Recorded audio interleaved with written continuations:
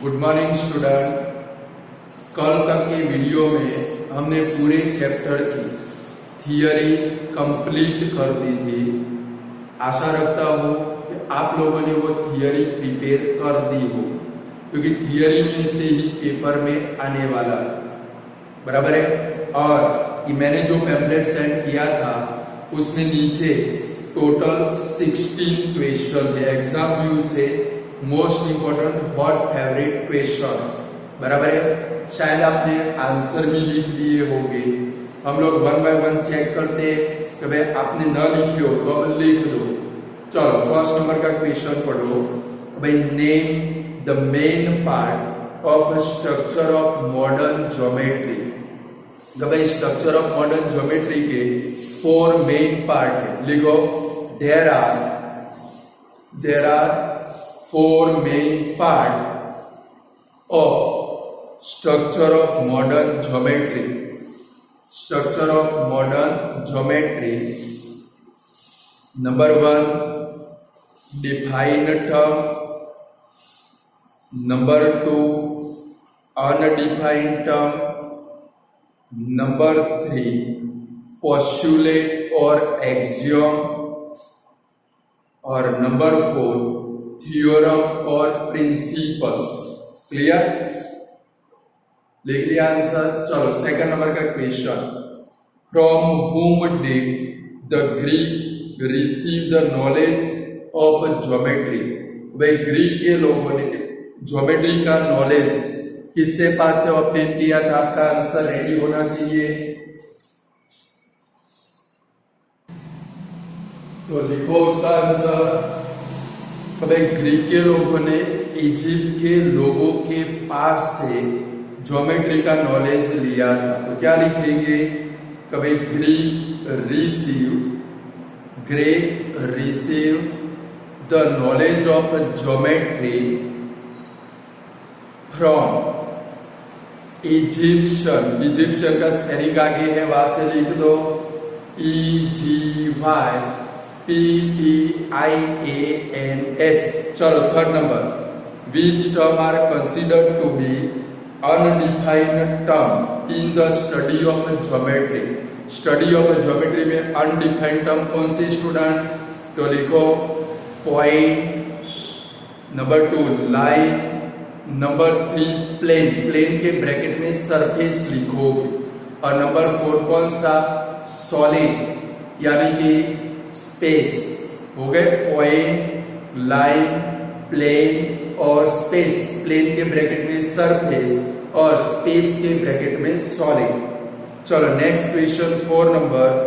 Who is known as the pioneer of geometry? तो pioneer of geometry किसको बोलते हैं स्टूडेंट? थेल्स को। कभी थेल्स, THALES। चलो fifth number. What is postulate? आगे मैंने कल समझाया था, मटेरियल में भी है। कभी self evident statement which is accepted without any proof is called postulate. ये मटेरियल के अंदर प्रेजेंट है, डेफिनेशन है पोस्टुलेट की, वो लिखनी है। चलो next question. What is theorem? तो कंडीशनल स्टेटमेंट, वो भी इधर प्रेजेंट है। A conditional statement which is prove with logical argument is called theorem. लिखा? चलो next question. Name 3 well known Indian mathematician. मैंने बहुत सारी बार बोला आप लोगों को कि इंडियन मैथमेटिशियन के नेम आपको आने चाहिए। तो क्या लिखेंगे? 3 well known Indian mathematician are Aryabhata, Brahmagupta and Bhaskaracharya second. चलो next question. Who is known as a father of geometry? Father of geometry किसको बोलते हैं भाई? यूक्लिड को। कभी Euclid is known as a father of geometry बोलते हैं। ये मोस्ट इंपोर्टेंट क्वेश्चन है। चलो Which mathematician used geometry word in a first time? कभी ज्योमेट्री वर्ड कौन से मैथमेटिशियन ने फर्स्ट टाइम यूज किया था? थेल्स ने। किसने किया था? Thales used geometry word first time. चलो, वो modified Euclidean geometry and made it more logical. तो भाई यूक्लिड की ज्योमेट्री को किसने मॉडिफाइड किया था?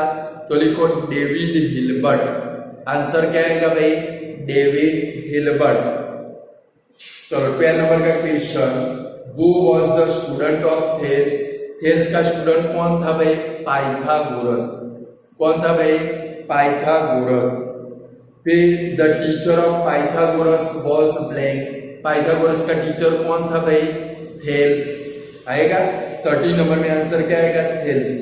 चलो, Euclid divide his famous treatise the element into blank chapter. कितने चैप्टर में डिवाइड किया था? 1, 3, 13 चैप्टर। 30, 30 मत लिखना, 1, 3, 13 चैप्टर। चलो 50 number, Sriyantra consist of blank interwoven isosceles triangle. क्या आंसर आएगा? आपको आना चाहिए, कल मैंने समझाया था 9। क्या आएगा भाई? 9। और 16 number, in a Sriyantra there are blank subsidiary triangle. तो कितने आएंगे? 43। In a Sriyantra there are 43 subsidiary triangle. हो गया। और एक क्वेश्चन लिखो 17 नंबर का, name 2 well known Greek geometer. Name 2 well known Greek geometer. 2 Greek geometer के नाम लिखने हैं, तो लिखो number 1 Thales, number 1 Thales and number 2 Pythagoras. ये वेल नोन ग्रीक ज्योमेटर थे। मैंने वीडियो के अंदर थियरी में आपको बोला था, बराबर। ये भी क्वेश्चन पेपर में आ सकता है। स्टूडेंट जरा अपनी टेक्स्ट बुक निकालें। चलो टेक्स्ट बुक निकालो, उसमें 5.1 एक्सरसाइज निकालो।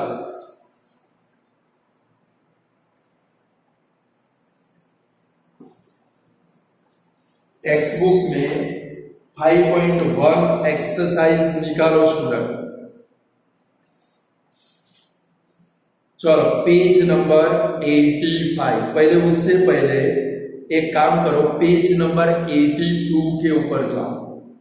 पेज नंबर 82 के ऊपर जाओ, वहां पर पोस्टुलेट 2 है, दिखती है आप लोगों को? उसके नीचे अंडरलाइन कर दो और IMP भी कर दो, बराबर है। और terminated line can be produced identity indefinitely. Terminated line दोनों साइड में कहां तक जा सकती है? आप लोग 4th स्टैंडर्ड के लिख चुके हो। तो भाई लाइन गो एवरीवेयर, यानी कि दोनों साइड में कहीं पर भी जा सकती है। ये पोस्टुलेट IMP है, नीचे उसकी फिगर भी है, वो दोनों याद रखनी है। कभी अ ब्लैंक लाइन, पेपर में ऐसे आएगा, a blank line can be produced indefinitely. A blank line can be terminated. A blank line can be produced indefinitely. तो ब्लैंक के अंदर क्या आएगा भाई? Terminated line. और इसकी फिगर नीचे देखो, AB लाइन सेगमेंट है और फिर डॉटेड लाइन है दोनों साइड। क्लियर? ये पोस्टुलेट को टिक कर दो। फिर 4 नंबर की पोस्टुलेट देखो, all right angle are equal to one another. वो भी लिख करो, सारे राइट एंगल कितने डिग्री के होते हैं? 90। बड़ा ड्रॉ करो, छोटा ड्रॉ करो, बट मेजरमेंट तो कितना होगा? 90 डिग्री। ये 2 पोस्टुलेट खास याद रखनी है। चलो अब जरा पेज नंबर आप लोग जाओगे 85 के ऊपर, exercise 5.1। Question number 1, which of the following statement are true and which are false? Give reason for your answer. चलो फर्स्ट नंबर देखो, टेक्स्ट बुक में लिख दोगे। Number 1, only one line can pass through single point. कभी single point में से एक ही line pass हो सकती है, ये स्टेटमेंट फॉल्स है। लिखो फॉल्स। स्टेटमेंट को करेक्ट करके लिखना पड़ेगा, तो लिखो many line, infinitely many line लिखो, मैनी नहीं, infinitely many line can pass through a single point। देखो स्टूडेंट, ये सिंगल पॉइंट है, इसमें से क्या हो सकती है भाई, infinitely many line क्या हो सकती है भाई, पास हो सकती है। अरे फर्स्ट नंबर का स्टेटमेंट आपका कैसा है भाई, फॉल्स है, बराबर है।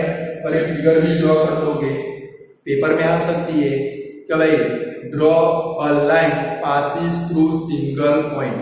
तो सिंगल पॉइंट में से कितनी लाइन पास होगी, इन्फिनिटली मेनी लाइन।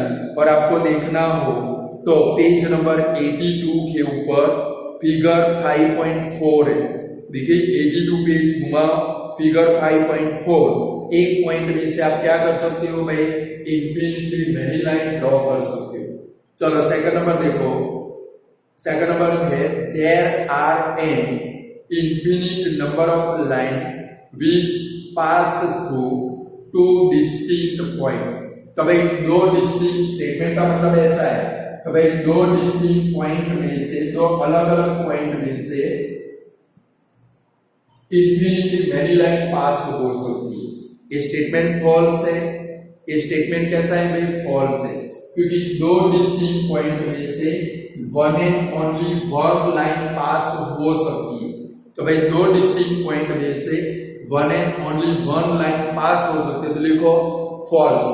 और करेक्ट करके लिखो, करेक्ट करके लिखो one and only one line, one and only one line can pass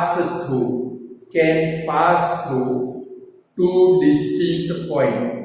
one and only one line can pass through two distinct point. देखो स्टूडेंट, ये ब्लैंक बी है, ये क्या है भाई, ब्लैंक बी, और क्वेश्चन भी बन सकता है। ऐसे क्वेश्चन बनेगा, how many line,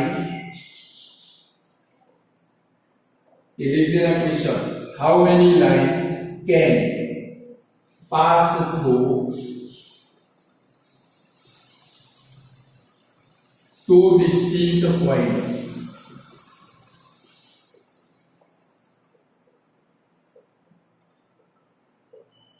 how many line can pass through two distinct point, क्या लिखेंगे answer, one and only one. Suppose ऐसे क्वेश्चन है, ये लिख के रखना, how many line can pass through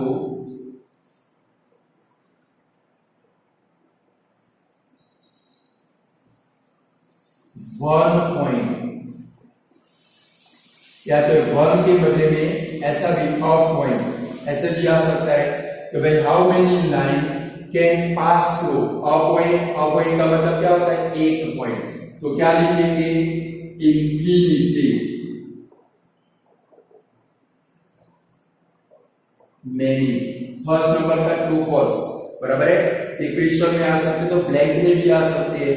तो भाई blank line can pass through two distinct point. तो भाई blank line can pass through two distinct point. तो ब्लैंक के अंदर आंसर क्या आएगा, वन एंड ओनली वन। फिर ये भी ब्लैंक में आ सकता है, blank line can pass through one point. तो क्या आएगा भाई ब्लैंक में आंसर, इन्फिनिटली मैनी। क्लियर, ये सब कुछ आपको आना चाहिए। चलो थर्ड नंबर देखो, थर्ड नंबर का ट्रू फॉल्स पढ़ो तो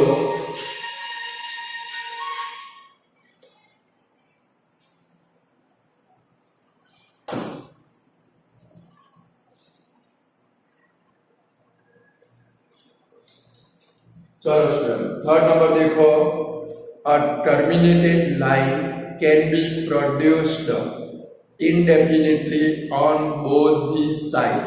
अभी जो आप लोगों को मैंने टिक करा है पेज नंबर 82 के ऊपर, पोस्टुलेट 2 यानी कि स्टेटमेंट कैसा है भाई हमारा, ट्रू स्टेटमेंट है। लिख डालो बाजू में ट्रू।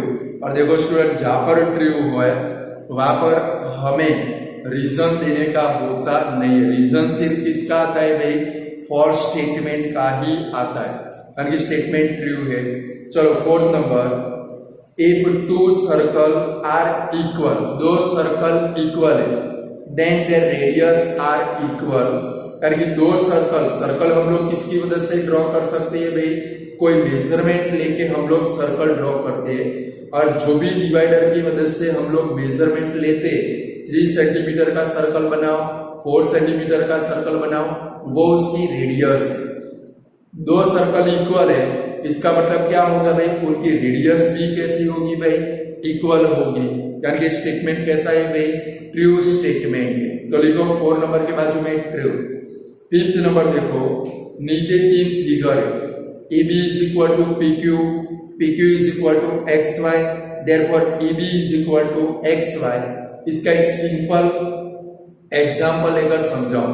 तो भाई सपोज हेली त्रिवेदी की एज 1313 ईयर, निस्वा की एज 1313 ईयर है, और हमारी तीसरी गर्ल्स है तो भाई लाइक भूमि ईरानी की एज 13 ईयर है, हेली की एज 13 ईयर, निस्वा की एज 13 ईयर, यानी कि हेली और निस्वा दोनों इक्वल है।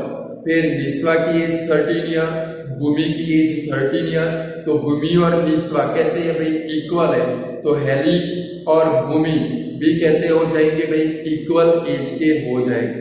मीन्स हेली समझो AB है, निस्वा समझो PQ है, और सपोज समझो भूमि XY है, तो heli is equal to Niswa, Niswa is equal to क्या हुआ भाई, भूमि, तो हेली इज इक्वल टू अपने आप क्या हो जाएगा भाई, भूमि हो जाएगा। यानी कि AB is equal to PQ, PQ is equal to XY, therefore EB is equal to XY। की स्टेटमेंट कैसा है भाई, आपका ट्रू स्टेटमेंट। लिख डालो ट्रू। चलो क्वेश्चन नंबर 2, डिफाइन है। फर्स्ट है पैरेलल लाइन। देखो पैरेलल लाइन की definition, if two line does not intersect each other, if two line does not intersect each other, then they are called parallel lines, then they are called parallel lines। लिख दे। चलो second number, perpendicular lines. Perpendicular का मतलब क्या होता है, दो line 90 degree के ऊपर इंटरसेक्ट होती है, तो ऐसी लाइन को क्या बोलते हैं स्टूडेंट, परपेंडिकुलर लाइन। क्या बोलते हैं भाई, परपेंडिकुलर लाइन। तो लिखो इफ टू लाइन 90 डिग्री के एंगल को क्या बोलते हैं स्टूडेंट, राइट एंगल। क्या बोलते हैं भाई, राइट एंगल। तो लिखो if two line intersect each other, if two lines intersect each other at a right angle, then they are called perpendicular lines।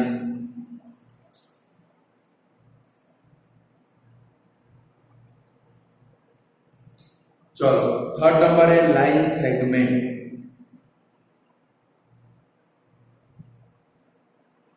चलो अभी लाइन सेगमेंट के लिए थोड़ी स्पेस छोड़ोगे। चलो इसके बाद में लिखो radius of circle. Line segment के लिए 2 लाइन छोड़ दो, इसके बाद में लिखो रेडियस ऑफ सर्कल। तो लिखो रेडियस ऑफ सर्कल की लाइन सेगमेंट, देखो ये सर्कल है और ये इसकी रेडियस है।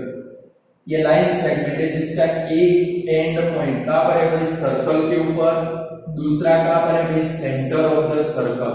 इसको क्या बोलते हैं भाई हम लोग, रेडियस। तो लिखो line segment whose one end point, a line segment whose one end point lie on the circle and other is the center of circle, is called radius। चलो 5th नंबर है स्क्वायर। तो लिखो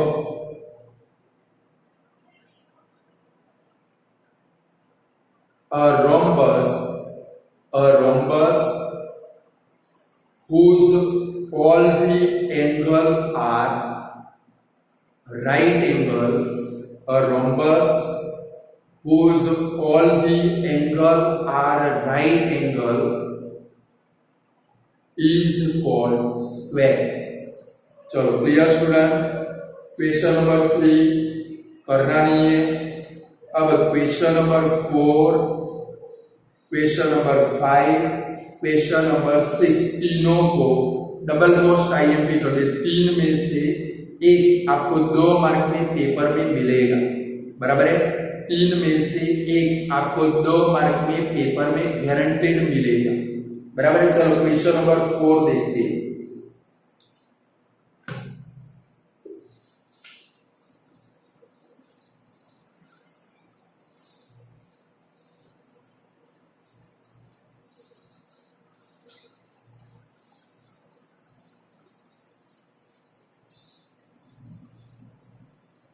चलो question number 4, if a point C lies between 2 point A and B such that AC is equal to BC।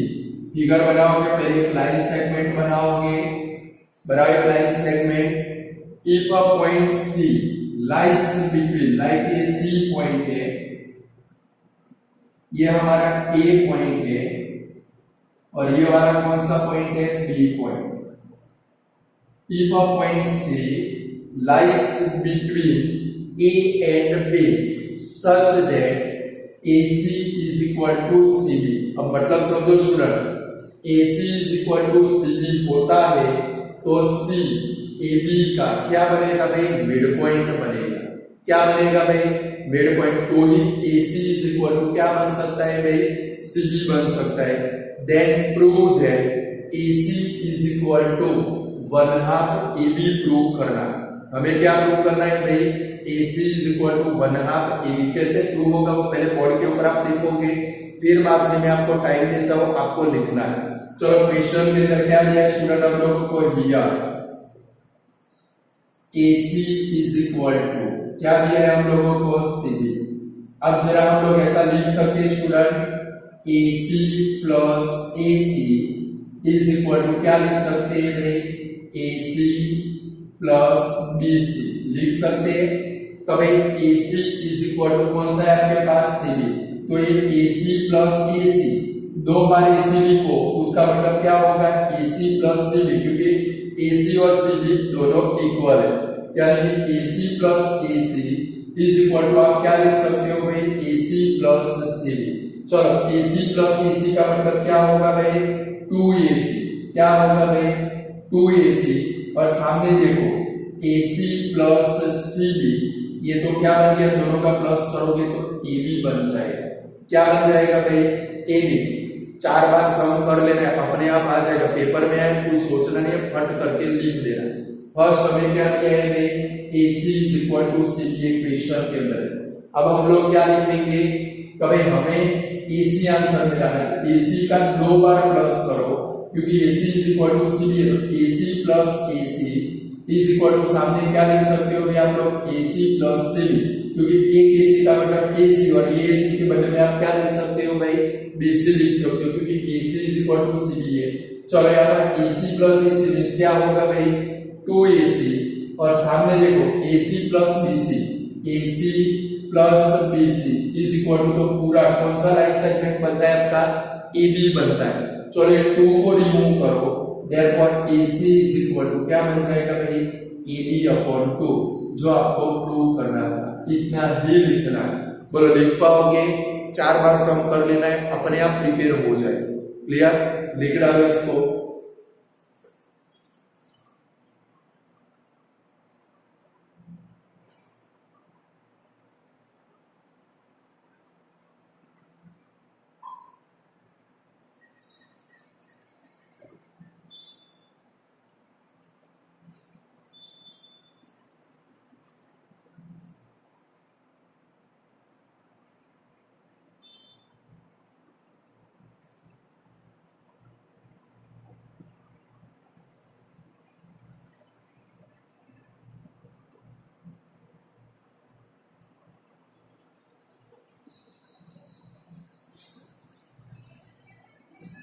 चलो हो गया student, ये question paper में आएगा, कर पाओगे 2 मार्क का मोस्ट इंपॉर्टेंट क्वेश्चन।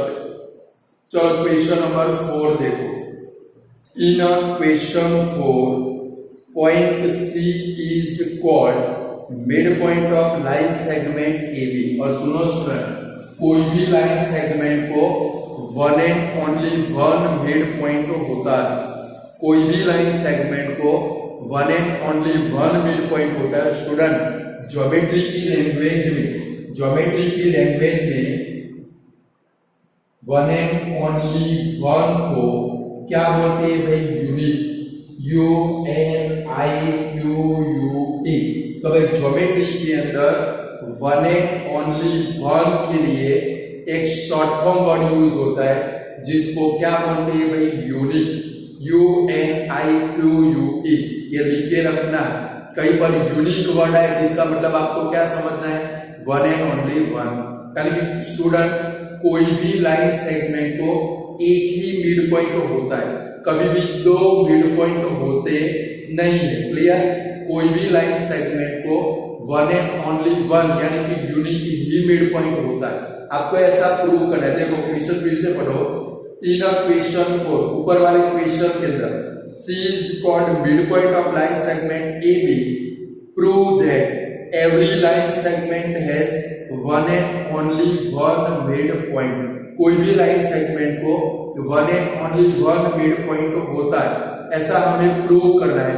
तो पहले वाले फिगर बनाएंगे। क्या बनाएंगे? फिगर। और स्टूडेंट ये क्वेश्चन के अंदर आपने क्या प्रूव किया? भाई C यहाँ पर मिड पॉइंट था, आपने क्या प्रूव किया? AC is equal to AB/2। ऐसा प्रूव किया, इसको याद रखोगे। चलो हमें प्रूव करना है कभी ये लाइन सेगमेंट को one and only one mid point हो सकता है। तो हम लोग सबसे पहले ऐसे लिखेंगे, late C and D are, let C and D are two midpoint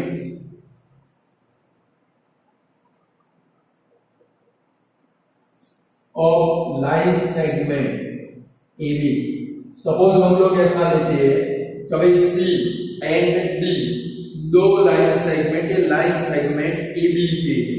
तो हमें क्या करना पड़ेगा भाई?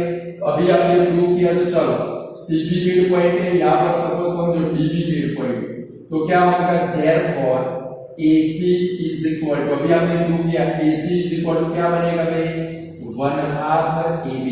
पूरे लाइन सेगमेंट का क्या होगा भाई? आधा। और सपोज हम जो DB मिड पॉइंट है, तो भाई C मिड पॉइंट को तो क्या बन सकता है? AC is equal to 1/2 AB। और सपोज D मिड पॉइंट है, तो AC के बदले में क्या बनेगा भाई? AD इज इक्वल टू क्या बनेगा भाई? 1/2 AB।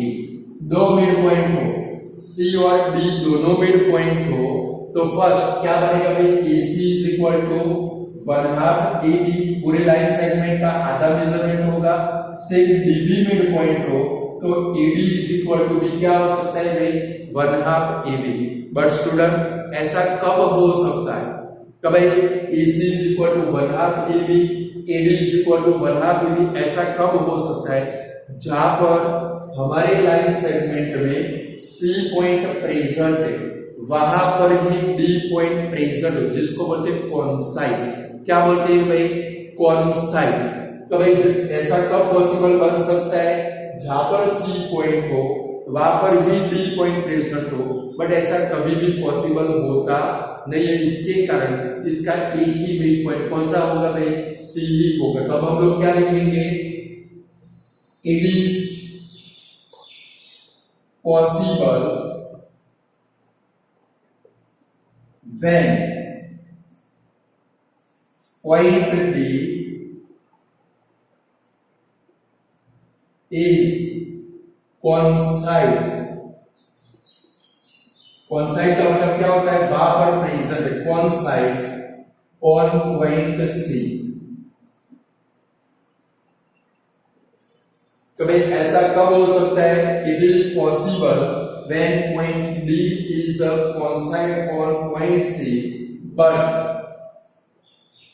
It is not possible, but ये कभी भी पॉसिबल नहीं है कि एक ही पॉइंट के ऊपर दो पॉइंट कभी भी आ सकते नहीं है, but it is not possible. तो लास्ट में क्या लिखेंगे, सो a line, so every line segment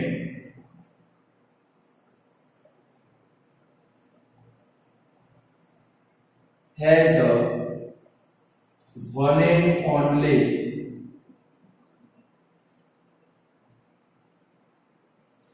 one midpoint। यानी कोई भी लाइन सेगमेंट को क्या होगा student, one and only one mid point होगा। क्लियर, लिख डालो, 3-4 बार लिख देना तो अपने आप प्रिपेयर हो जाएगा, पेपर में आएगा आपको तकलीफ नहीं रहेगी।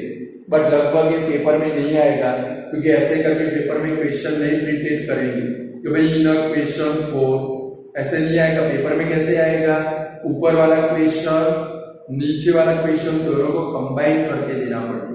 समझ गए, यानी कि आपको एग्जाम व्यू से 2 क्वेश्चन मोस्ट इंपोर्टेंट यहां से 4 नंबर एंड 6 नंबर। समझ गए, चलो 6 नंबर देखिए, पूरा कर लो, फिर देखिए 6 नंबर।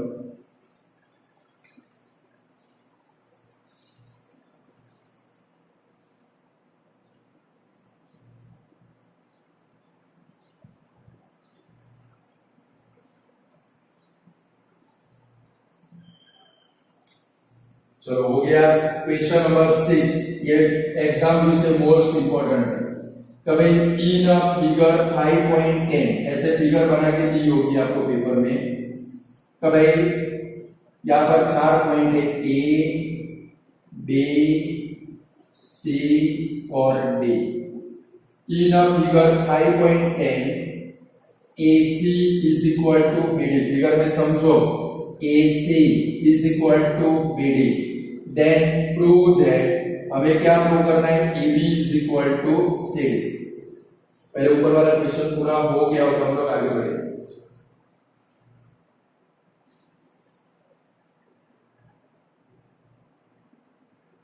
चलो हो गया, अब जरा पहले इधर नजर करो। चलो AB का फॉर्मूला क्या लिख सकते हैं, AB इज इक्वल टू क्या लिख सकते हैं हम लोग, AC प्लस CD लिख सकते हैं।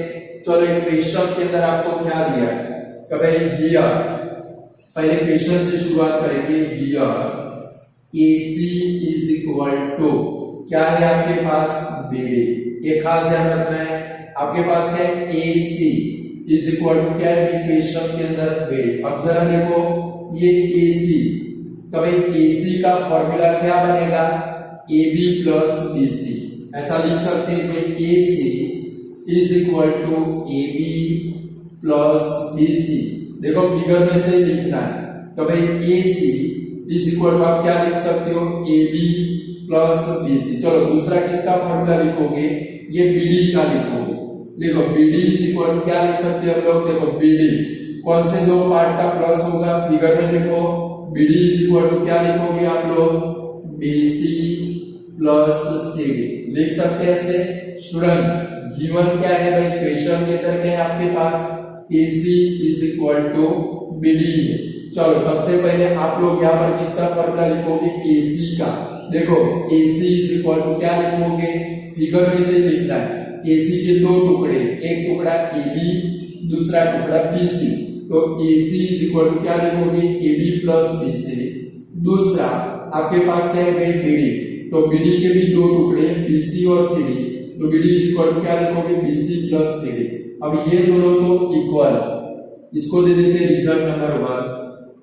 अब यहां पर क्या लिखेंगे, as a result 1 AC is equal to BD। तो भाई रिजल्ट 1 के अंदर क्या है आपके पास, AC is equal to BD। चलो AC यानी कि अब ये वाला लिखोगे, AC यानी कि क्या है भाई, AB plus BC is equal to, चलो सामने BD यानी कि क्या लिखोगे, ये वाला लिखोगे, BC प्लस CD। अब स्टूडेंट दोनों साइड से देखो BC क्या होगा, कट हो जाएगा, तब आपके पास क्या बचा, देयरफॉर लेफ्ट साइड में आपके पास बचा A B is equal to right side में क्या बचा सी डी। जो प्रूव करना था, देखो क्वेश्चन के एंड में क्या प्रूव करना है, then prove that A B is equal to C D. A B is equal to C D हो गया। फिर से वन टाइम देख लो कैसे प्रूव करेंगे। क्वेश्चन के अंदर आपके पास क्या है, here AC is equal to BD, ये क्वेश्चन है, इसको दे देते रिजल्ट नंबर 1। फिर ये दोनों के फॉर्मूला लिखोगे, रट्टे नहीं मारने। चलो पहले AC का लिखे, AC is equal to AC के दो टुकड़े, एक AB दूसरा कौन सा BC, यानी कि AC इज इक्वल टू क्या लिख सकते हैं, AB प्लस BC। सेम यहाँ पर BD है तो BD का फॉर्मूला लिखेंगे, BD इज इक्वल टू क्या लिखोगे आप लोग, BC प्लस CD। फिर क्या लिखोगे, as a result 1 AC is equal to BD, यानी India is equal to Pakistan. चलो यहाँ पर AC का फॉर्मूला कौन सा है, AB plus BC is equal to सामने BD का फॉर्मूला कौन सा, तो भाई BC प्लस CD, दोनों साइड से BC क्या हो गए, कट, क्यों कट हो गए, ये BC को उठाकर ये वाली साइड में लाओगे तो माइनस हो जाएगा, तो ये प्लस और माइनस दोनों क्या हो गए, कट। तो BC कट हो के आपके पास क्या बचा भाई, AB is equal to C। Clear student, हो गया, लिख डालो।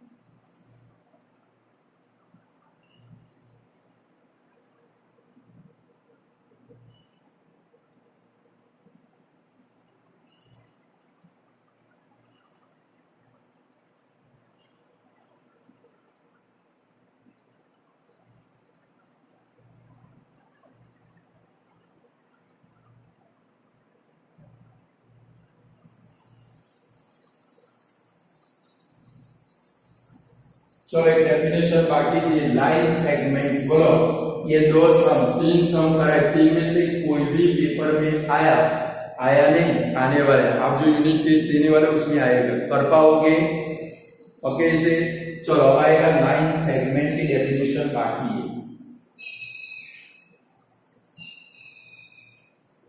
तो a line with two end point